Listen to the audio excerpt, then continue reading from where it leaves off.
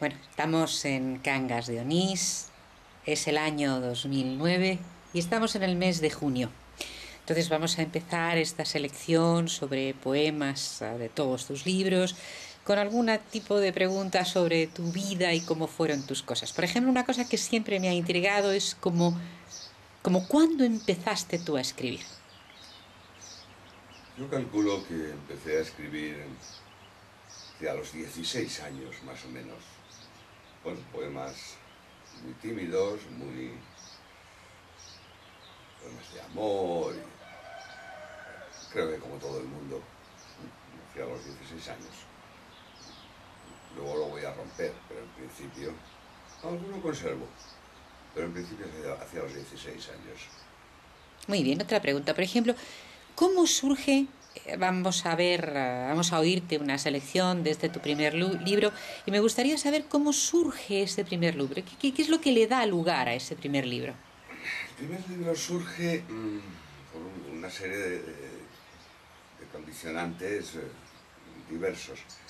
En principio, hacia los 18 años, yo leo a León Felipe y a Walt Whitman.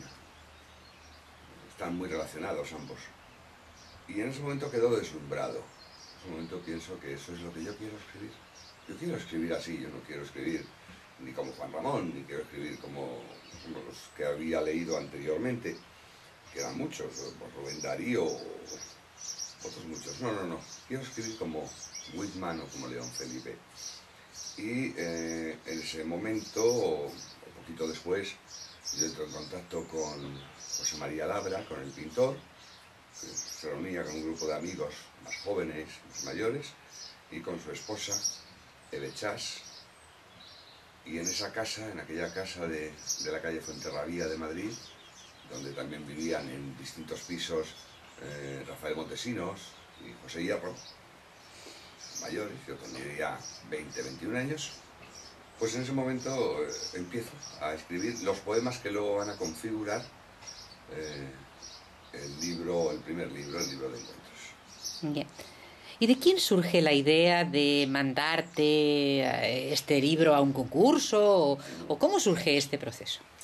El primer libro, Encuentros, surge directamente de Eve Chas. Eve Chas, la mujer de José María Labra, una mujer de una sensibilidad exquisita, una mujer encantadora, que también escribía. Eh, Va reuniendo poemas míos, de los que habíamos leído en las tertulias, con música. Me acuerdo que había un inglés, se llamaba Richie, que tocaba el violonchelo, y mi voz se identificaba mucho con la música del violonchelo.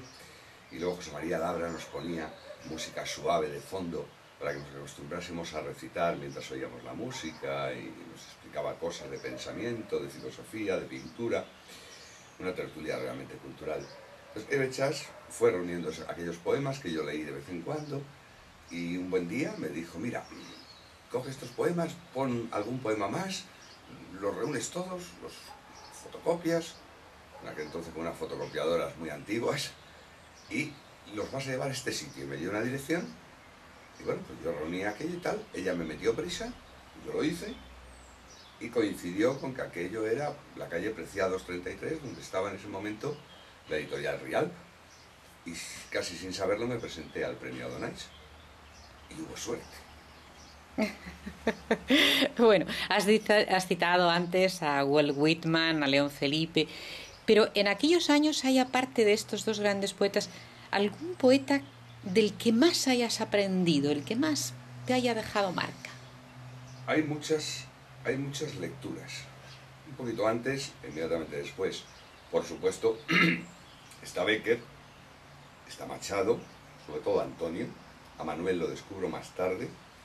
Eh, Clásicos, o bien por los estudios o porque realmente me gustaban mucho, Quevedo, Lope de Vega, incluso enseguida Baltasar de Alcázar, que es un poeta menos conocido, por supuesto, pues Manrique, el romancero, que siempre me gustó mucho desde que tenía 15, 16 años. Luego ya descubro posteriormente a Pedro Salinas, que me entusiasma, y me entusiasma sobre todo Damas Alonso. Damas Alonso me gusta mucho.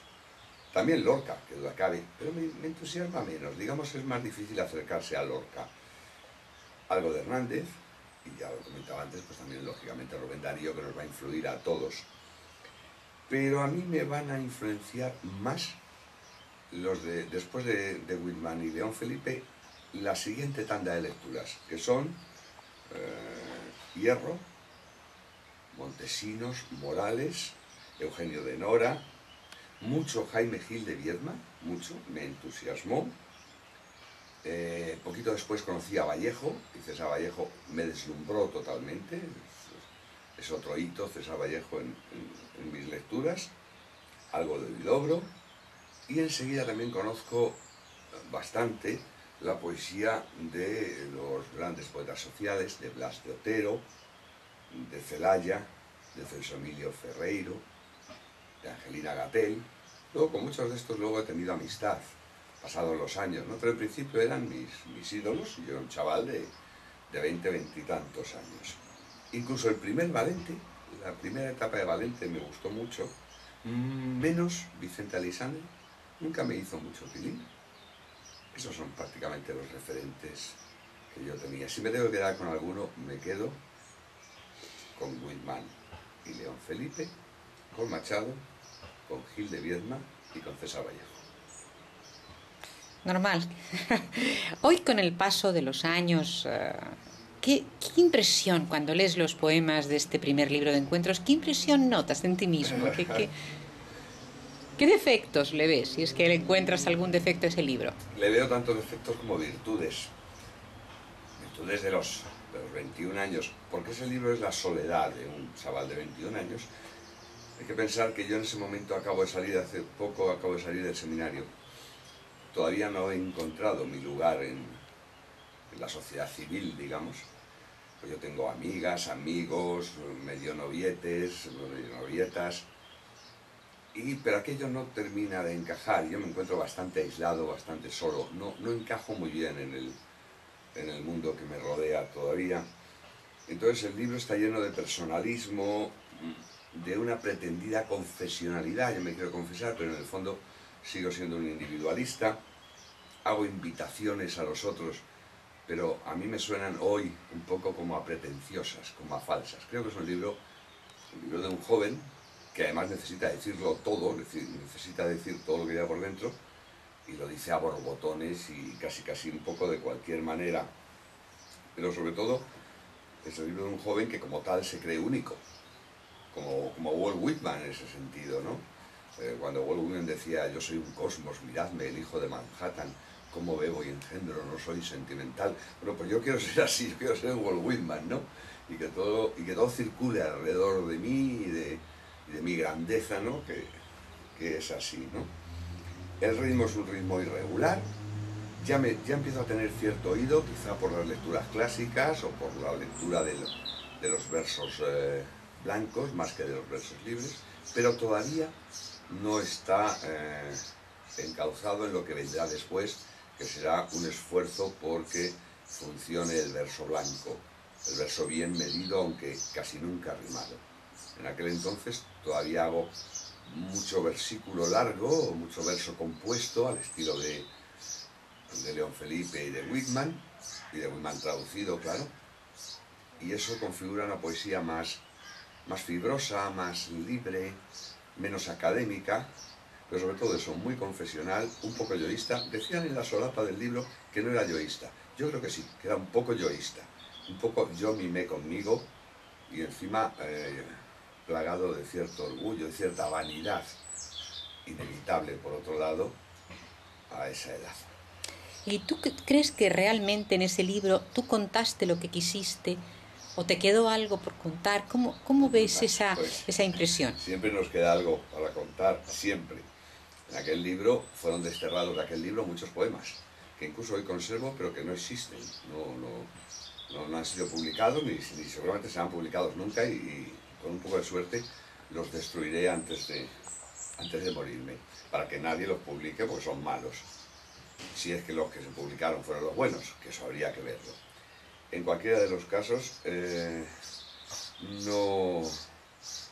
son poemas que van quedando reunidos, un poco abuela pluma, coges uno, no coges otro, e intentas explicarte, en la medida de lo posible, sabes que te has quedado corto, pero es que siempre te vas a quedar corto.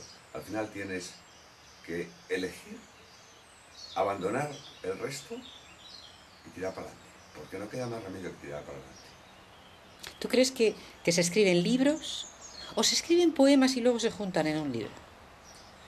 Cada autor lo hará de alguna manera. Yo escribo poemas. Es decir, la unidad es el poema. Para mí, desde mi criterio. Luego van configurándose en libros porque tienen un ambiente parecido, porque es la forma de publicar, porque publicar poema suelto en revistas y tal, todo eso queda desperdigado y uno intenta reunir aquellas cosas que tienen un sentido común, un aire parecido en el estilo, en el fondo, en la intención.